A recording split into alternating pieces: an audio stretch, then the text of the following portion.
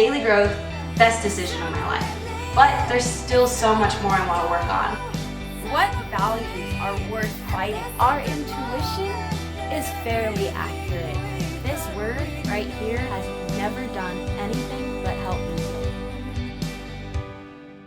Hey guys, thank you so much for joining me on another episode of Let's Talk About God. In this episode, we're going to be talking about trauma and how God treats trauma. Everyone faces trauma in our life. Anything disturbing, anything that has a negative impact on our emotions or feelings, that's trauma. And we live in a world full of it. And we live in a world where people will display trauma as something to post on their social media or something to joke about. And typically when we're hurt by someone, the negativity that they inflicted on us can also reflect on how we feel about other people and how we react to certain situations. Sin is contagious. Its trauma is contagious. And unfortunately, we can't always stop that from happening. However, we can recognize when it is happening. And recognizing trauma is really important. Knowing what you've been through and understanding how it affected you is something I've been working on since the beginning of Daily Growth. And if you want to watch my videos on how I've been abused, that's a great way for you guys. It's a great example for you guys to practice if you haven't been able to talk about your trauma. And talking about it and explaining it myself helps me heal along with the people who are listening. Now, how does the Lord treat trauma? Well, let's talk about forgiveness. A lot of people automatically think forgiveness is just assume they're fine, everything they did was right, or everything they did is in the past now, and I don't need to worry about it anymore, and it doesn't matter anymore. That's not true. When we talk about forgiveness in the Bible, we're talking about letting go of that trauma to a point where it doesn't affect us anymore, to where we don't act on the sin that was acted on us. It's almost stopping the chain reaction of trauma. And in Numbers 14:18, the Lord is slow to anger and abounding to steadfast love. So this is an example. God is creating an example for us. He's slow to anger. Now, a lot of abusive trauma is with an emotional reaction. So if someone reacts super badly to someone, they may react aggressively and inflict it on other people and make them feel like they're the problem. And that's what God doesn't want us to do. God wants steadfast love, straight to, you have been involved in trauma. You need nurturing. You need love. And that's what God gives us. God gives us his love whenever we need it. It's there. And we can just reach out and grab it and embrace it and learn about it by looking into the word. Next part of Numbers 14:18 would be forgiving iniquity. I'm not really good at saying that. And transgression. But he will by no means clear the guilty.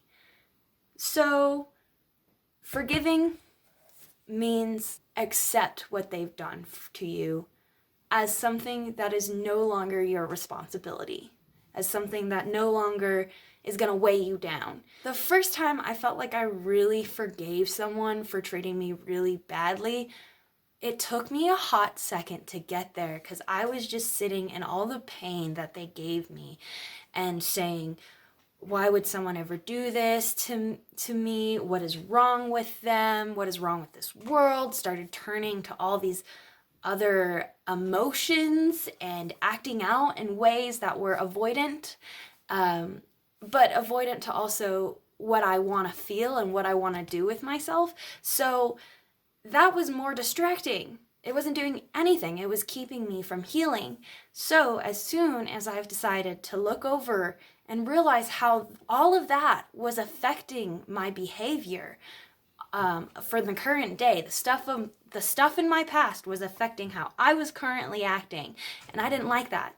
So I looked back, and I went back to the people who hurt me, and I said, they were affected by sin, as of everyone else in this world. Like everyone else, like I've hurt people, I've done mean things, I've lied, I've cheated. Like I haven't been 100% honest or kind in my life. Why should I let someone else's mistake affect me anymore? So that's why we forgive, because we realize that they're coming from a place of sin, that they're coming from a place that we don't want to be. But we also understand where they are, because everyone has experienced sin on earth. Everyone. Except for, well, Jesus has, because he was killed by sin. And that doesn't mean what they did was right. That doesn't mean they are free of all their charges. Their personal problems had to do with how they treated us. And their personal problems, if it's treating someone really badly, then it's negatively impacting their life. And that's why God suggests forgiveness. One thing I want to add is when I was younger, I was going through a lot of trauma all at once, and I just felt disgusting. I just felt terrible. Like, I did not feel like I was a good person. I felt like I had to keep asking for forgiveness, like I kept doing something wrong. I could never get anything right. And there was times where I would spend hours in the shower, just hours. Like, my mom hated that I took such long showers sometimes. I don't know if she hated it, but she would be like, you've been in there for a hot sec. But the reason why I would take those long showers is because I'd start praying as I was getting cleansed by the water, as I was clearing off all the dirt, sweat, and old skin, and everything that I've worn through all the pain that I was going through. It felt like it was getting washed off, and I would ask God, I'm like, God, just clear me of all sin. And he would. And that is literally what he promises in 1 John 1:9. He says he will cleanse us from all righteousness. Now that can mean you repent and, oh, I've done something wrong and I feel guilt and I'm so sorry. God will cleanse you of that. Or someone has done something wrong to me and I feel like I'm in the wrong. He will cleanse you of that. He will cleanse you of all sin and all unrighteousness as soon as you ask him. And the symbolic water on my, and me showering and praying and asking him to clear all the grossness out, it felt like I had my own little baptism. And you guys can do that wherever you are, anywhere you want. And that is how God treats trauma.